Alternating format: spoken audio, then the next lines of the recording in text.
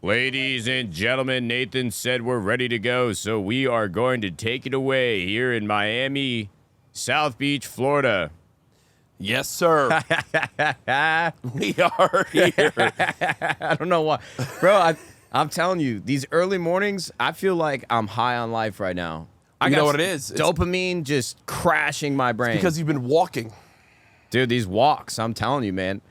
These gatherers, these hunters, we're onto something. We are. And you know what we else are on? The Fontainebleau. The Fontainebleau. It is one of the most prestigious and prolific locations in Miami. The likes of Frank Sinatra. Ooh. Elvis Presley. Ooh. And the CouRage Nadeshot Show. What a time to be alive, dude. Good for them, When man. people think of the profoundness of the impact of Frank Sinatra and Elvis on American culture, we're side by side with them. Apples to apples. Nadeshot. Nadeshot and CouRage. Yes, sir. No, seriously, though. We are in a cabana at the Fontainebleau. The Fontainebleau. All thanks to Heineken Silver. 95 calories and 3.2 carbs. The presenting sponsor of the CouRage Nadeshot Show. No bitter It's got endings. all the great taste with no bitter endings. Just like filming a podcast. Poolside. At the Fontainebleau. At the Fontainebleau. No, honestly, it's been an incredible weekend so far. We've been in Miami since Wednesday. Yep. This is actually, I think, a very big moment for the CouRage Nadeshot Show. This is the second time only that we have done a mobile episode, besides all the COVID episodes that we did in our locked away in the content house. You know, I can tell that you are feeling just young and fit today. I'm on cloud 9, pun unintended. No, we're not. But yeah, we are on cloud 9. No, in all seriousness, we've been here since Wednesday. Very excited to film this episode. And a really big thank you to Heineken for putting this all together, because logistically, we met some of their execs yesterday and they were just explaining to us their roadmap for the next year and how many moving parts and pieces there are to make F1 Miami the right experience, not only for all their employees, but the fans as well. I mean, the Heineken fan zone that they have at the race is sick. Quite literally an arm's length away from the track. Yeah. And they're going to have people kitted up with Heineken Silver who are of age. And drink responsibly. And drinking responsibly. Did you see the gondola that they have that goes over the track with a glass floor? Brother. You can go over the racing track, over the Grand Prix, the Fontainebleau, and look at the cars, so you can probably see the sweat dripping off Max Verstappen's face. And that would be my dream come true, Max. If you were watching the podcast, I want to see the sweat come down you. Our guy Frank was so excited about the gondola, and then he forgot that we were gamers. And the reason why we were gamers because we were terrified of everything that was happening outside of our bedroom. So I'm like, yeah, I think he was like, they're gonna want to go on it right now. I gotta let them know like they can't go on it right now. Matt and I are both like, awesome. So what? You guys got any Heineken Silvers we can grab? Brother, no bullshit. Haley and I moved into a house this past summer, and you said that like I don't know that. Well, it's context. That is true. Motherfucker, I'm not talking to you. Yeah, that's fair. I mean, I kind of am. Yeah. It's not the point. Okay. But we move into this house. We get like a couple months into it. I'll tell you this. This is going to sound like the most privileged thing that I've ever said. It is impossible to find a good HVAC person in LA. We move into the house. Okay. AC's all fucked up. Yep. We bring like 5 different companies in. It was just a disaster. Nobody give us a straight answer. Nobody explained it.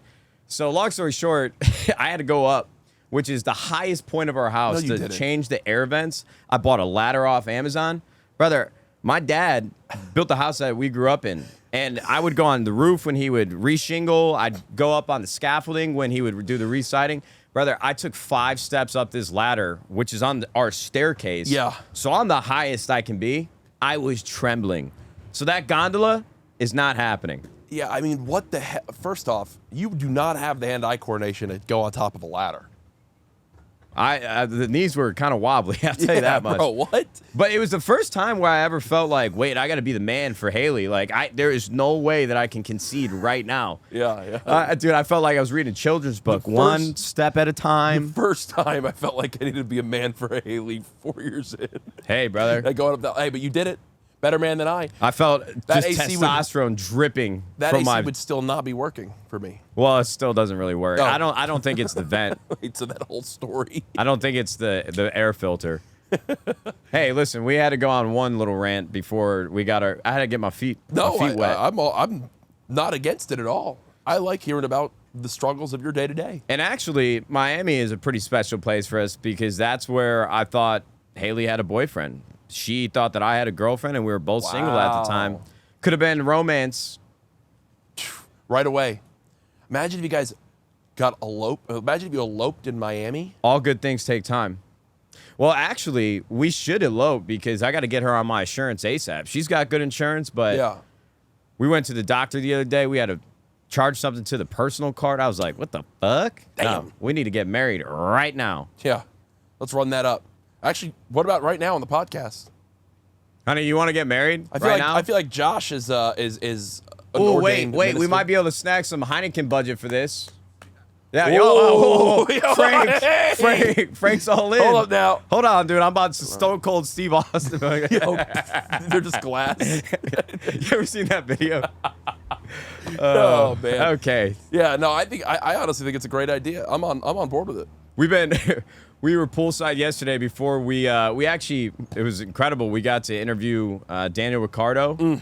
What a guy. We've got some photos for anybody that's watching on YouTube right now. Yep. You best believe as soon as we got back to the hotel, those photos, dude, trigger fingers turned to Twitter fingers. I was getting all the photos up Bro, immediately. they look really, really good. Yeah. You know, there's a lot of talented people, both at 100 Thieves and at Race Logistics and at Heineken and Heineken Silver, that took some great photos. Yeah. Because it's not easy to make us look good. But we look good in them. We do. Especially when standing next to Daniel Ricciardo, who just came from the Met Gala, had Anne Hathaway go up to him, which I think is my dream come true, and say that she's a big fan. Yeah. It is quite interesting how many adjustment layers they probably added on Photoshop to make us look presentable. I don't know what that means. What is an adjustment layer? You don't know what adjustment? You never made signatures on forums back in the day? No, Matt. I had 2 viewers before I quit. That has nothing to do with it. Like, this is the grind. When you were trying to make it on game battles back in the day, bro, The only thing I had was it wasn't about how good you were in the PCLs. It was how dope your signature was when you're just flaming everybody on on the GB forums. my profile had the Harrier like animated emote, the chopper gunner animated, and the nuke animated, and then right below that was my Astros can hear you because I was like showing off that 840s. We're gonna do quick trivia with the crowd real quick. Does anybody know in CoD4 how many eliminations it took to get a Harrier? That's a trick question. You said COD 4. There was no Harrier in COD 4. Was that MW2? That was MW2. All right, what was COD 4? You got 3 with a UAV, 5 was a Airstrike. and 7 was a chopper. Yeah. Brother, we were playing a kids game. You got 7 eliminations, and you would get a chopper gunner that literally could not get shot down. With nades in that game, you just threw it in the air. And Bro, we had 3 frags. Yeah. You would literally spawn up on wet work playing 44 S&D, feeling like the dong slinger, dude. Brett Favre just whipping these things across this ship, just praying to God something would hit. There used to be an art to nade spots. We got to bring those back. I mean, Now nades are like a mosquito bite. well, I think the coolest thing too was that then a whole another thing developed with like strong arm fizzerp nades, right? Yeah, that all was the way back in the Ghost, day. dude. Yeah. In Ghost, you'd be on Warhawk, like Daniel Ricciardo, Uncle Rico, throw Yep. that football over them there mountains. Dude, I could tell you guys had a real natural rapport. I think you guys would be best friends if you lived in the Australian brush like him. I'd like to think so. I wanted to tell him, but I didn't want to interrupt him. Back in the day at the World Championships, the COD champs, Yeah. the Aussies were the best people to hang out with because all they wanted to do was drink Heinekens and party. Responsibly. Yeah, bro, they would get like 32nd place. Really? They'd be out after the. Actually, no, they had some good teams that I think cracked top 8 a couple times. Yeah. But they weren't here for a long time. They were here for a good time. Hey, you know what? And then I saw some of them I think are still competing. They just got out to the last Challengers event. So how do we convince Heineken to give me like 20 more minutes with Daniel Ricciardo so I can make him fall in love with me? Oh, there's a lot of ways we can do that. I mean, your post yesterday, maybe he'll notice it. Maybe he'll follow you back. I got to get invited to the Met Gala. I need 20 more years. How do you even get invited to that? You have a lot of followers and be fashionably. You're a fashionable guy. Look at you. I think I need to drink the blood of the innocent. Is that what happens in there? Brother, The fountain of youth? something's got to go on. They're just swapping stem cells and shit. It's like a Yu-Gi-Oh! Now you activated my trap card. Pot of greed. Pot of greed. Dude, the boys are buzzing right now. I'm feeling great. I'm feeling so good. We're in Miami for the rest of the weekend. Yep. And Jack, I'll tell you what.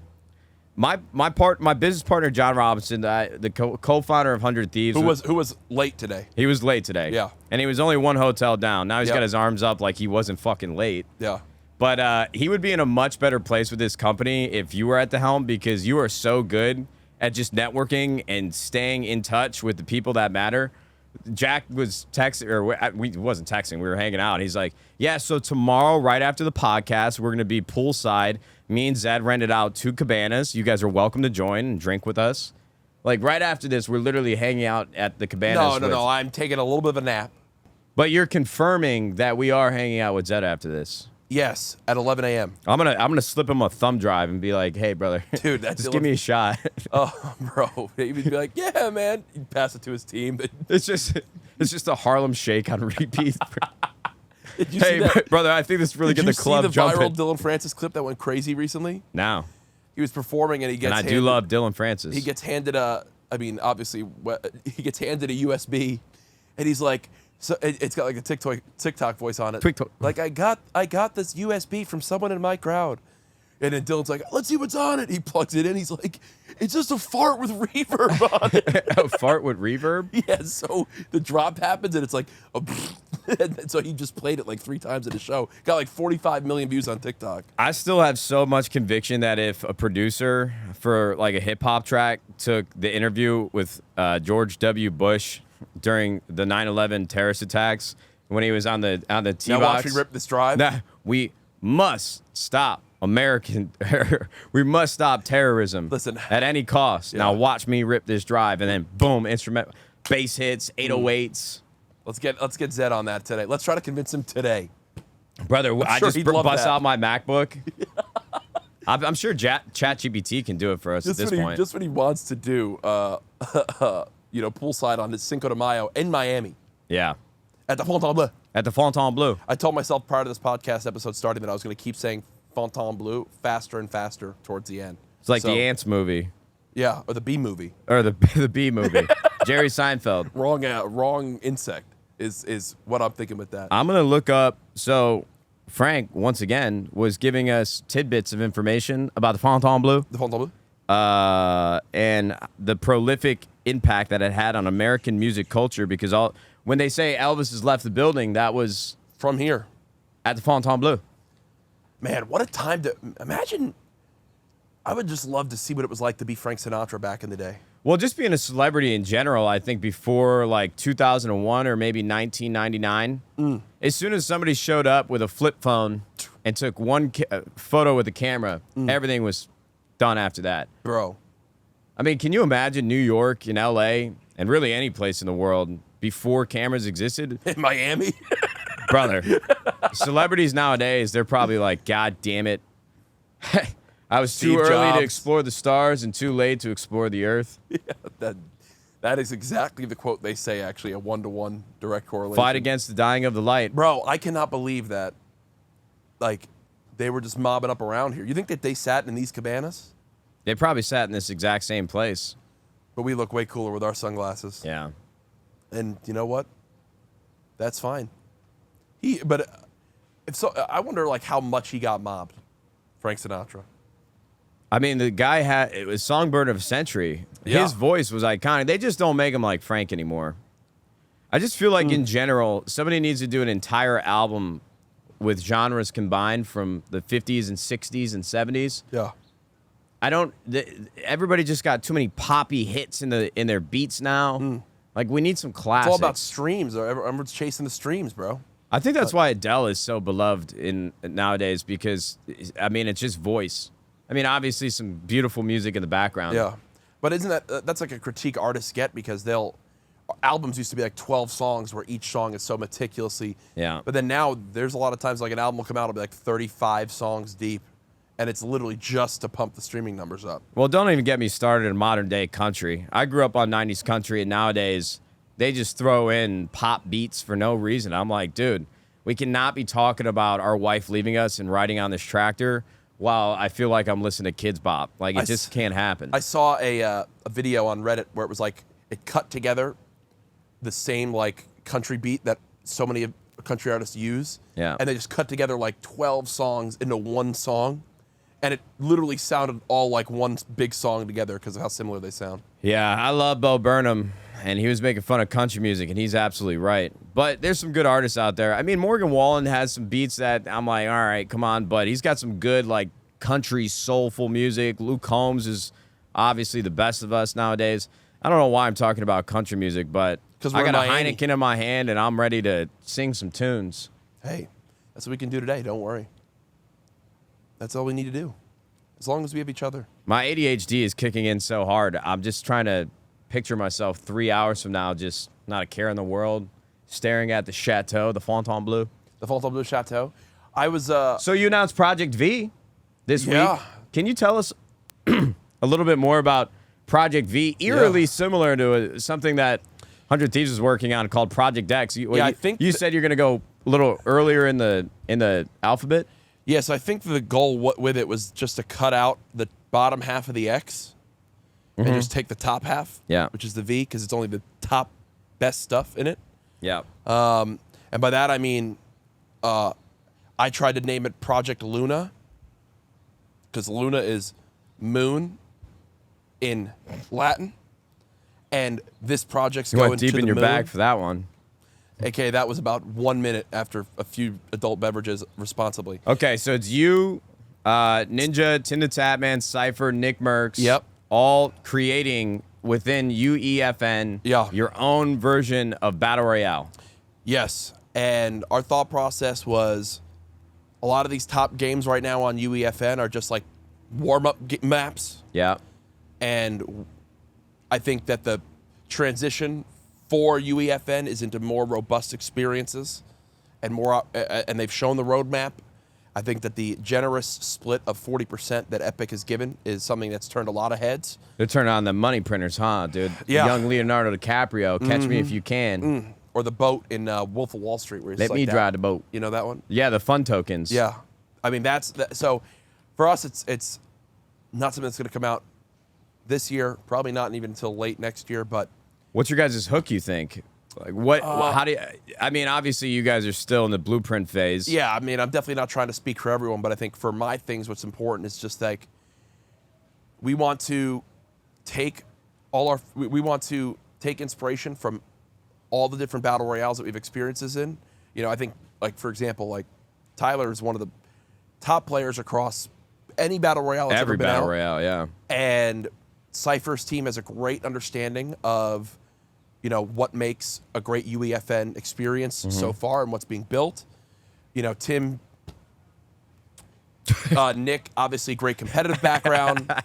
And then me focusing more on the entertainment clip side, you know, what would make the game shareable, trying to make it something along those lines. I'm excited. Yeah, I think you'll like this. My plan is I want to do the inspired Chris Puckett top 10 plays of the week for Project V.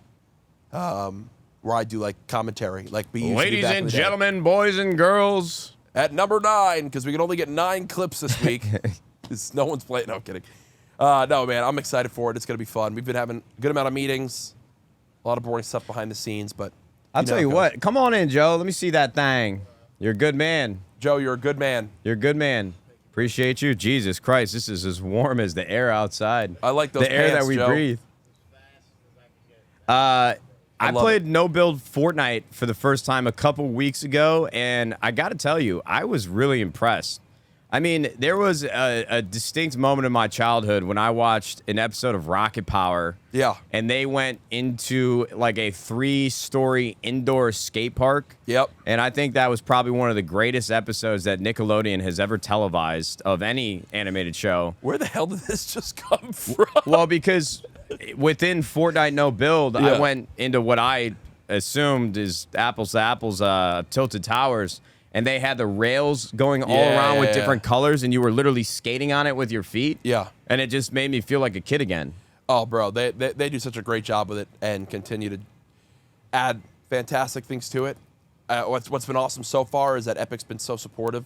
Like they want, like, this is like their dream come true, is for Tequila. people to begin to build on UEFN like this. So from my end, I'm really excited. It's going to take a while and see what happens. I would like to clarify too for everybody watching at home on YouTube.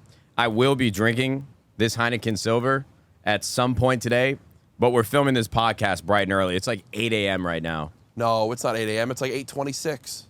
Okay. It's 5 o'clock somewhere. Hey, true. We're going to get there, but we're going to drink responsibly. We've got a long day. This is a war of attrition when you're in Miami. You've never been to a Grand Prix before. I have not been to an F1 What are your Grand Prix. expectations? So I told you yesterday, back a couple years ago, we were on Sunset Boulevard in LA, and they were doing an F1 like showcase, and they had them in the cars burning out. Yeah. And I already have pretty bad hearing, and I'm not sure if that's because I was literally on wet work. I got 3 nades going off from 4 different players on each team, so I was wearing Turtle Beaches, cranked to the max, sound horn, everything. So I got tinnitus. I got bronchitis. And so the cars were very loud, but you guys were all really jazzed up about the fact that they made the cars 40% quieter. Well, we were just, I don't necessarily want to say jazzed up. It's just more helping you recognize that the cars, a lot of times in those showcases, they use way older editions of the cars. Yeah. Which any older edition of the cars is louder than what we're hearing right now. Well, of course, I'm not trying to sound like a wimp and say I'm not excited for F1 because of the noise. I'm over the moon right now. I'm pretty excited. Fly me to the moon. See, he just rolled actually over in his grave. Why? Because of how badly we just sang that. Fly me to the moon. It's not country. Let me. Is it Play Among the Stars or Walk Amongst the Stars? Let me something. But no, I'm excited for the qualifying. Timed laps tomorrow, and then the full throttle race on Sunday. I haven't been keeping up, so for me, selfishly and maybe ignorantly, I like to wait until the new season starts so I can watch Drive to Survive because I just think they present it so well. Yeah. And two, with F1, with how international the tour actually is. A lot of the races will start at ungodly hours. So I don't really watch a lot of races live. But the fact that I'm in person here, I feel blessed. I'm excited to see it all unfold and watch the action. And the way thanks to Heineken. Yeah, the way that they're taking care of us is insane. There's no better way to experience a race. We put out an announcement. If you guys didn't hear, Heineken has jumped on with 100 Thieves for another year. Yeah. They got us the runway to do another season of the CouRage Nadeshot Show. High five. Oh, brother, yeah. Let me see them flippers cut. All these things. Bro, Beaver we got paddles. you walking around like Scuba Steve, dude. Hey, bro, I got beaver paddles on my feet. Bro, yeah. That's my feet. Yeah, I love that video, that duck just walking across the marble floor. Dude, that's what I think when I hear Jack walking down. We're like 6 rooms down from each other, and so he's been meeting up with us before we hop in the elevator. I can hear him from a mile away, bro. Who said I got hearing problems? Yeah, that is just not true. I'm not. You don't hear me from a mile away. You feel me because it shakes the earth with. These, come on, bang. Yeah, no. I mean, I think you're gonna absolutely love it. There's no better way to experience the race. A little bit of air conditioning is gonna go a long way. Yeah, you're a seasoned vet. So, which F1 races have you been to so far? I've been to 2 races, and they're Circuit of the Americas, which is in Austin, Texas. That's where X Games was played. Yeah, and then I also went to Circuit of the Americas in Austin, Texas. Nice. Yeah. Did you go up in that tower? Nope, was too scared. Nice. That falls under gondola. It's like up tower in Austin, gondola in Miami. And man, I mean, what a spectacle. I think the biggest thing that I realized when being there is like you're so used to watching the races online when you can see everything at all times. But when the cars go by, it's some of these tracks are a few miles long. You don't see the other 78.45%. So that's why you got to have your TV right there, bang bang. Yeah, you know what, we were talking about it yesterday. It's obviously pretty incredible to see Daniel Ricciardo show up to just the F1 weekend, because the guy is literally 5 stars, DEFCON 5, A1 celebrity status out here. Yeah. But it is wild how much they put on the line every time they enter in that car. A couple times, not even a couple times, 12 times a year. Oh, How many races are there? 23. 23. Holy shit. Dude, the F1 season goes on forever. It's like the disparity between risk in competing in their field between a professional golfer and an F1 driver is Truly. pretty severe. Oh, it's more than severe. It's insane. It's impressive too. I wonder how many times, like on the sim or just practice, it takes for them to get comfortable with one individual track, because they got to know it by the back of their hand. Yeah. Obviously with braking and how to come into certain corners, but when the car is going that fast, their reaction time and level of skill set is through the roof. But So it is wild to think about. the fastest, and I might be wrong on this, so don't be mad, diehard F1 fans, but the fastest track, if I'm not mistaken, is actually the Mexico Grand Prix, because it's the highest in altitude, so the air is thinner, so there's less.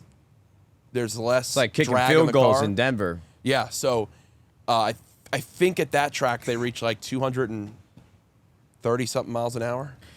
Might have made that number up. But. Well, what's been amazing for me before TikTok gets banned, at this point on the internet, we're just watching full-fledged movies in like 57 parts. Yeah. And I think I watched all of Forrest Gump over the course of 2 days on TikTok.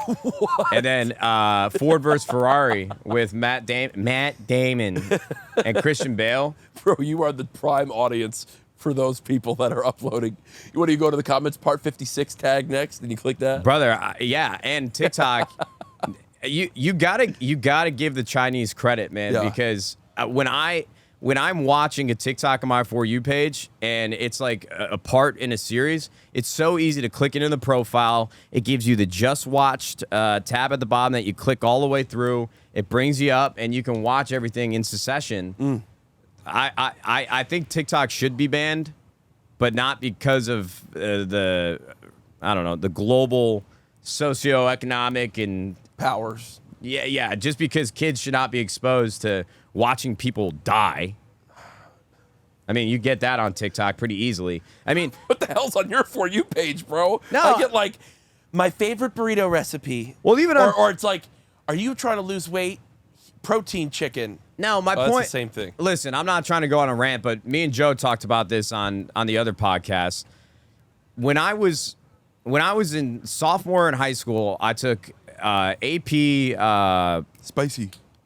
It was the last AP class. That's when I realized I was You fucking took stupid. AP? You had an AP class? I had 5 of them sophomore I had year. one and I dropped out of it. Brother, Damn. I that was a mistake. I had no business. Coding, what is it? What is the fuck? What is it? Comp sci? Computer science. Got you. And that was when Dig and Reddit were still just as big as each other. Brother, you had to search far and wide for like terrible things happening. You know what I mean? Yeah. And now on Twitter and TikTok and Instagram, brother, you could just see some terrible, terrible things, and these kids should not be exposed to it. Now, you could say it's up to the parents' responsibility to make sure to regulate their hours on the internet, but I feel like you're running for office right now. well, I just think that government and legislation and the laws have not caught up to where technology is. The rent is too damn high. Remember I'm that being guy? serious, though. Like 13-year-old Yeah, I'm being kids should serious, not just be stumbling upon these terrible, terrible agree. things. It's just not good for a So- developing mind. I'm running for office, dude. I'm announcing it here. And I'm your VP.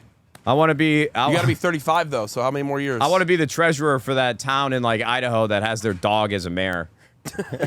What a duo. Yo, you guys having like real legitimate conversations. You're both like at a table. Farmer's dog for everybody. Oh man, that would be great. Yeah, I'm excited to see your reaction. I'm also what I'm hyped for. I mean, you got your camera here. Yeah. Where we are right above the garages. So when you see, when you see the cars like pull out on and they got the crew pulling them out to go. I mean, that is right there. I could just see it in like 120 frames on Drive to Survive, slow motion. Oh, yeah. Sweat dripping off of Daniel Ricciardo's face if he were racing this weekend. Yeah. I'm pretty excited, man. I've come in with little to no expectations, so I think I'm going to be blown away. Oh, I mean, it's just when that start happens, it's electric, man. And then Red Bull take a ridiculous lead, and then that's when we go inside and have more food. Nathan, when are we getting this uploaded? How soon? How relevant of topics should I discuss? Because, obviously By 4 p.m. A lot of festivities going on today, but the normal run of show for the CouRage Nadeshot Show is to discuss random topics happening in the world of gaming. And yesterday, I'd be remiss if I did not discuss a little bit the clip of Average Joe Woe, Warzone tournaments, CDL tournaments. I know a lot of his clips, claimed they were taken out of context. Yeah, I saw a bit more of the context. I mean, look, I want to hear your opinion. I also, from my end, I'm struggling to kind of understand what the whole correlation was, if I'm understanding his point. So maybe you can help me understand. Well, I think at a high level, the spark notes on it is, I think Joe is frustrated that the Warzone 1 tournaments were received so well by the community. Everybody loved competing in them. Yeah. And ever since the CDL era and how the Warzone tournaments are now under the jurisdiction of the CDL, and there have been events and tournaments and prize pools that haven't ran through the way they did in Warzone 1 because they need CDL approval. Yeah. And the game is so disconnected from multiplayer. So there's just been a lot of hurdles that the players have experienced that are used to playing in these tournaments in Warzone 2. They just haven't had the same tournament structure and opportunities that they used to have. Interesting. But, things were getting clipped out of context. Everybody was inferring from his tweets and his statements that the CDL is killing Warzone and the competitive community. It was a whole lot. It was a long, dirty laundry list. Yeah. So I immediately I had knee-jerk reactions. I wanted to tweet out. I'm like, look, dude, Call of Duty, competitive Call of Duty has been here since 2007, okay? Warzone did not chug along and arrive at our doorstep until, what, 2019, 2018? Warzone, 2020. 2020, okay? 1 month after COVID. So that's 13 years of history here. Now, obviously, the competitive Call of Duty community doesn't have any control over how Activision handles the development of that scene. And obviously, the CDL is brand new and how it's been sort of siloed out at Activision, and it's a separate team. And so there's a power dynamic there that I think a lot of the community doesn't see. Because once you hear Activision, you think it's all under one roof. And it certainly is, but each department is vying for the attention and budget against each other. Yeah. In a lot of ways. And so I just don't think everything is as black and white. But obviously now that I've gotten caught up to speed on everything that Joe was trying to convey, all I'm saying is you cannot touch competitive Call of Duty. If you think in any way, shape, or form, whether it's the decisions of the CDL and Activision, or if it's just the fact that we exist here side by side with competitive Warzone, the CDL is not killing or cutting in to anything Warzone related. Yeah. So, I kind of stayed surface level there. Maybe I didn't explain it too well, but I thought the whole thing was pretty silly in my opinion. And to think that Call of Duty's impact and viewership and interest has wavered at all because of Warzone and thinking that competitive Call of Duty has impacted viewership at all, I think is very ignorant. Yeah, I appreciate the take and your explanation, because it helps me feel more confident to share my side, because I didn't want to come in ignorant on the whole situation. And the last thing I'll say too before you go, and I'm sorry I'm talking a lot, but You're good. You got to remember as well, even though the Call of Duty player count is probably at the lowest it's been in a long time, the last two majors, whether you want to attribute that to Scump's watch parties or what have you, have been the 2 out of the 5 most viewed CDL or Call of Duty competitive events of all time. We won one of those, right? Yeah, we won Major 4. LA Thieves beat out Optic 4-2 in the finals. Eerily similar to what we did in Vanguard, where we won Major 4 and then COD Champs immediately after. And then obviously we broke the curse No team has ever won a Call of Duty event after winning COD Champs the previous year. But long story short, viewership or player count at an all-time low, but viewership's at an all-time high. So what does that say? Yeah, I mean, I think from my end, I've always believed in a rising tide raises all ships, and I think that at the end of the day, man, I just think that the game also in Warzone 1 played so much better. Absolutely. For a tournament standpoint, and obviously Warzone 2 is not doing as well from a viewership or a player count standpoint, that from my end, there's far more that goes into it they just announced like 2 days ago that the EU and NA World Series of Warzone's been postponed because, again, these custom lobbies can't be played. Like, they just fundamentally cannot support the game. And don't get me wrong, this is not just a Call of Duty thing. The hyper top level competitive battle royale lobbies have always struggled to support the game to the level it needs to. Apex has probably done the best job, but Fortnite with building, I mean, the amount of times that you rubber band and everything feels terrible online, they've dealt with it the whole time in comp. But I think the frustrating thing is that those games always have such long runways, whereas even with a game like Warzone 2, we thought we were going to get 2 full years of Modern Warfare 2, and now there's all these signs towards a Sledgehammer release coming and big changes in November. So it's like that we're halfway through the life cycle already. Brother, it's truly fascinating to me, and I don't want to stay on the topic for too long, but where Fortnite and Epic Games has taken the universe that they have built and the foundation they've sort of showed, like, all the cards are on the table. They've been doubling down for the last couple years on what the next 10 years of the Fortnite universe will look like.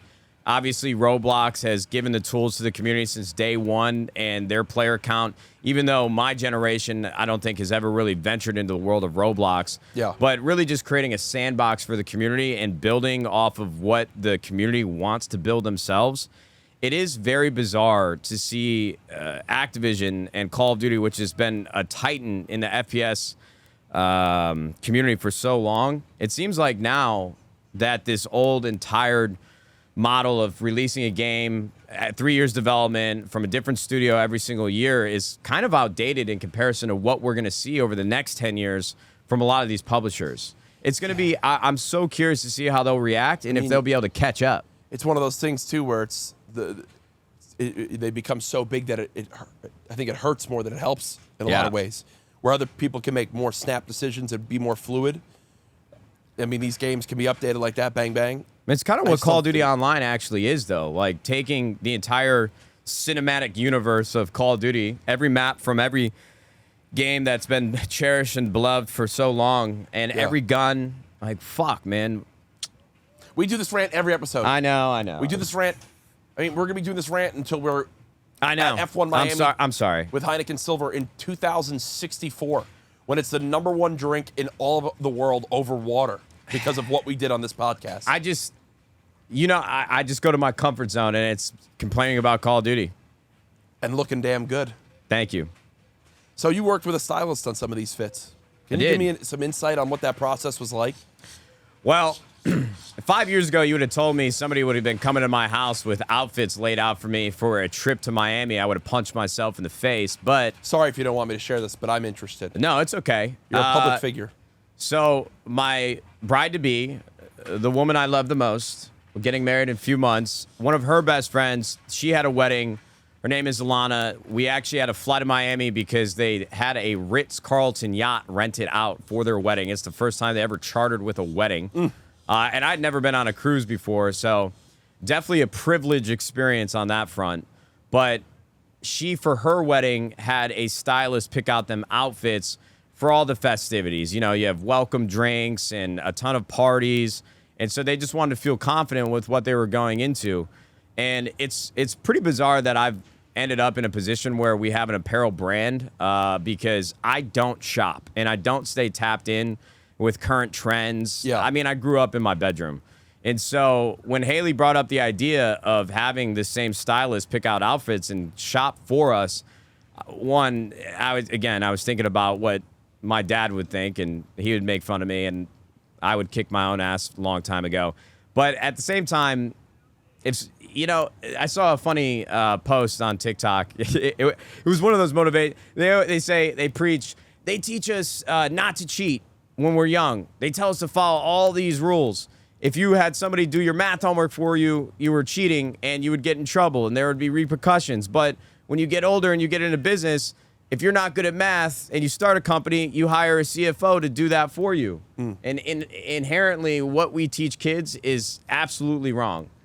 And so for me, I'm not good at shopping. I don't enjoy doing it. I have the means to have somebody who has a better eye than I do. Yeah. And I don't have as much time to figure out how the fuck I'm going to look presentable in front of all these people. So we brought the stylist in, brought them into the fold, and they knocked it out of the park. Love it. I mean, you've been looking... You've been looking scrumptious. I appreciate my that. Boy. As somebody who grew up very self-conscious about his appearance, but grew out of the majority of those insecurities, it does feel good to feel confident walking out of my hotel room in the morning knowing that what I'm wearing looks good. Look good, feel good, do good. Here we are. I mean, that's my thing. I've always struggled with being self-conscious in photos, especially with clothes. I feel like I don't have the best sense of style. I think you've done pretty well for yourself. Yeah, I'm trying. I'm trying to learn a bit. I have I don't like to go too far off the deep end in regards to like craziness.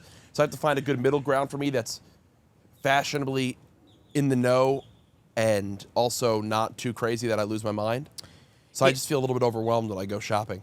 Yeah, you definitely, I mean, you can't just hop on trends. One, a lot of the stuff they've been doing for the last couple of years, like it's wild to me to see, like when I was in high school and college, and even when I first moved to LA, everybody was wearing skin tight jeans and Ultra Boosts and Yeezys, and then 5 years later, if the fabric is touching your body in any way, you have committed a crime. I mean, everything is so baggy, so big, and it's so like that's when I felt truly old. Where I'm like, holy shit, I kind of liked the jeans being flush with my skin. Yeah. But then I get comfortable with the baggy clothes, and I'm like, oh shit, why the fuck were we wearing that? Like, what? Yeah. You know what I mean? On? Like, what was going on in everybody's heads when Ed Hardy, like girls in high school had Ed Hardy driving wheel covers in leopard prints? I'm like, god damn, dude.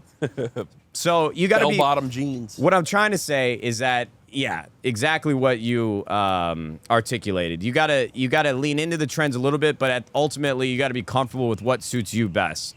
That's fair. And I feel like I'm learning a lot from you. I've really enjoyed the last few episodes that we've done with no guests.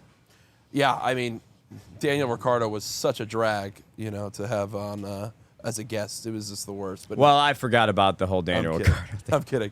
No, you know what I meant. Yes, of course. No, I mean, I love it. I love it as well. It's just fun to have free-flowing conversation and catch up on life. One of my favorite podcasts is Ear Biscuits with Rhett and Link, and they do some strategic things. Did you say Ear Biscuits? Ear Biscuits is the name of their podcast.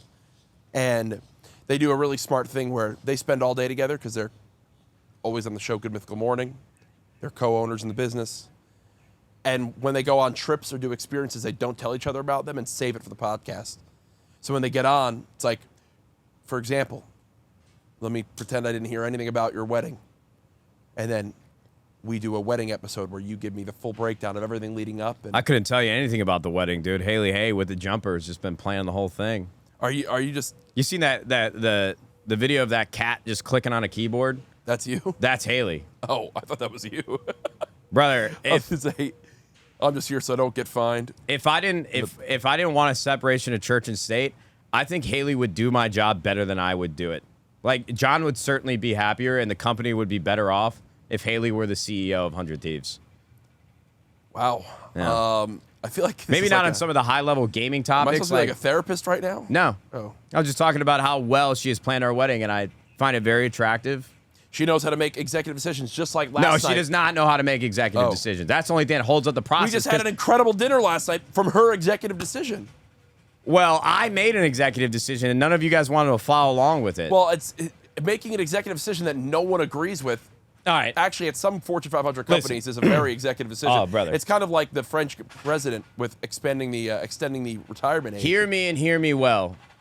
I have truly watched 95% of every NBA playoff basketball game that has aired in the last 2.5 weeks. Yep. Game 1, Game 2, it doesn't matter. Eastern, Western Conference, doesn't matter. I have been licking my lips just waiting for probably one of the last times we might ever see the Warriors face off against LeBron in a playoff series. It might be the last time this ever happens. I missed Game 1 because we had a friend in town before we came to Miami for birthday dinner. That was well warranted. We had to go to that, celebrate her. She's bridesmaid in Haley's wedding, our wedding. Haley likes to call it her wedding. Sometimes I catch her slipping. I'm like, bridesmaid in honey, Haley's wedding. Our wedding. But missed Game 1, and then Game 2 was last night. And I was so excited because we finished up our shoot with Daniel Ricciardo. We had a great time with Heineken. It was awesome. And I'm like, all right, perfect. We're getting back to the hotel at 7 o'clock. Game time. Realize we're on East Coast. Doesn't start till 9. And I'm like, holy shit. Not good. So we're trying to figure out what's happening for dinner. I'm exhausted. I walked 7 miles. My legs are killing me. I'm basically asleep. I'm like, honey, why don't we order room service? But we're out with the company. We got to go to dinner. We got to do the whole thing. So I book us 9:15 at Yard House. For anyone that doesn't know, Yard House, sports bar. They got beers the size of the moon. Tall as Responsibly. Heineken, of course. Yes. Chicken fingers. They got an onion ring tower, a fucking tower made out of onion rings. And they got a million TVs. So I booked this, and then I get vetoed, bro. I felt like I was in the... Matt booked this in the group chat. I wanted to send the gif of like the in the desert when that like ball tumbleweed goes. Thank you. Or like a tumbleweed goes by, because that's where the interest levels were at. John just said, "I'll be downstairs at the bar. Someone make a decision." And then Joe's asleep. Said it was just you and I clashing heads. I wanted to go to a beautiful Mediterranean restaurant called Doya, and Matt wanted to go to Yard House. So then, thankfully, the adult of the chat, Haley Hay. Just to be clear, Yard House has 4 stars on Yelp. Secondly, that might as well be 4 stars on Yelp. Dog, go look at the other restaurants that everybody wanted to go to. Prime 112 that we went to had 4 stars. It was phenomenal. But, and Kenny Williams was there. Shaq was there. Last night? Yeah. Where? At the bar. What? By the TVs where I wanted to sit. Joe couldn't make it happen. What about NBA on TNT? Hold on. Wait, they weren't on the TV. They were physically there. Yes. No. Or Kenny the Jet Smith. I said his name wrong. Fuck. Hold on. And last thing I'll say about Yard House is our first office, the Rocket Mortgage team house, where we started 100 Thieves. We used to go to Yard House all the time, so I wanted to reminisce and watch the Lakers Warriors, but we didn't get to do that. I'm in jail. It's okay, man. I'm sorry. Basically in prison. I can really tell you're struggling right now as we're sitting here. This place sucks. Yeah, the Fontainebleau. The Fontainebleau. No, we had a wonderful, wonderful dinner. Man, you know what I ate, though? Honey, if we don't, and John, if French we don't onion watch soup. Game 3 tomorrow, y'all don't we're like getting French a divorce. Onion soup. I don't like you. French onion soup. I'm just kidding. I'm just kidding. Not Both me. of you. French I'm gonna go soup. join FaZe Clan. FaZe up, baby. Bang, bang. You do that, buddy. Their Caesar was good. The Caesar was fire. Yeah. Yeah. Parm on the side. We're in 2 queen beds, not sleeping well. Are they queens or fulls? They might be fulls. Me and Haley, again, another privileged moment. We've been sleeping in a king for 4 years together, and goddamn, I felt like she was throwing haymakers at me. I'm getting pushed off the bed. I got like, no blankets. Garcia versus Tank? No job, no 401k. Brother, I was getting tucked. Really? Yeah. You need me to come help tonight? I don't know if that'd make the experience any better, but we give it a shot. Well, I'm kind of like a body pillow, like an extended bed. You know? Can you push the beds together? Can you be my waifu? My waifu pillow? Yes. But can you push the beds together? I didn't even think. I don't have the strength in my body to push a bed together. I'm a very weak man. Don't worry. I did my first leg day in 4.5 years with Symphony the other day. So no I'm way. jacked now. I would have never noticed. The hell was that about? What's that energy for, bro? Motherfucker looking like KFC Chicken Little. What do you mean? I don't know, dude. It's 9 I o'clock. have very toned legs. Brother, we got to cut this podcast at 9. I don't think you understand. Like I said at the beginning, I have so much dopamine crashing my brain. I could sit here for 5 hours just shooting the shit and bantering. Yeah, I'm ready. They just everyone else leaves. It's just you and I still here. We're acting like the cameras are on. We're still plugging Heineken Silver. That's what friendship is. It is true. Talking with each other. It is true. So where are we at in the F1 standings? Like, who is in the lead? Is Red Bull still? Red Bull far and away in the lead. They are well on their way to back-to-back constructors and drivers championships. Now this year, I got this from Joe. Max Verstappen, proud sponsor of F1. Max Verstappen still absolutely frying, and then Checo Perez. I think Fernando Alonso is in third with Aston Martin. They've been crushing. And then Ferrari had a slow start to the new season. My boy get fired yet? The president? Ferrari. They have a new team principal, but I don't know. Team principal. Yeah, I think they dude with the curly hair. Yeah, I think he's out now. Really? I really liked him. I think he's out. I know, but he caught a lot of backlash because of the decisions they would make during races, they had a lot right? of strategic. They should have won last year, huh? I don't necessarily know one, but they should have made it closer. Mercedes is finding their way. McLaren's been struggling a bit to start, but overall, I think it's been a great start so far. I mean, dude, think about this. They have 23 races. They have like a 3-month off season where like midway through they're already starting. And these races are across the world. They were in Azerbaijan last week. And now here they are in Miami. I watch F1 photographer Kim Illman. He has a great YouTube channel. I watch every single one of his videos. And he'll do travel videos as well. And dude, he had like a 3-hour flight to Doha and then a 15-and-a-half-hour flight to Miami. And they just don't stop. Like, they don't ever stop. How do they get their internal clock I was thinking back that on track last night. to drive a car that fast? Dude, I come from the West Coast, and even last night, I was, like, struggling to fall asleep a bit because I'm still, obviously, my body's still thinking it's 3 hours early. We might be soft as baby shit, brother. We are. No, though, we don't have to say we might. We are. We play video games and stay inside. I mean, I'm so pale that I reflect the sun back in the cameras. But, yeah, man, I find it fascinating how long their season is and also how their schedule just like doesn't make sense. Instead of them just like going across the world in a seamless wave, they're like Melbourne, across the world, here, Baku, Miami, back in Europe, another one in Europe, down this way. Sounds like a CS:GO team. And it's insane. I've been told that babies' bowel movements don't smell for the first 6 months. Haley's been telling me that. Is that true? Can anybody confirm? It is true? How does that work? Babies' bowel movements? Yeah, you know, when you're changing diapers the first 6 months, it doesn't stink. I mean, I think that's just copium, bro. I think that's like parent copium. Like, yeah, it's not bad at all, and then you just become numb to it, right? I mean, that's pretty insane. I want to know what's going on in that colon. There's no way that can be true. Man, that is the quote of all quotes. Brother, thank God we grew up in the era. Bro, I went into a porta potty. Yeah? And what happened in there? How did women go to the bathroom before we had plumbing? That's where we're going to bring on our next guest. A female. A woman from the 1600s. Back in my day. Well, I lost half my Anything family off the trolley disc? to dysentery. You know what's pretty crazy is the London sewage system. Did you see that episode of Ted Lasso? No, but I feel like they can make a dope animated movie out of that. The London sewage system? Yeah. Kind of like that would Osmosis slap. Jones. Who would play Bill who? Murray. Chris Pratt would be the lead.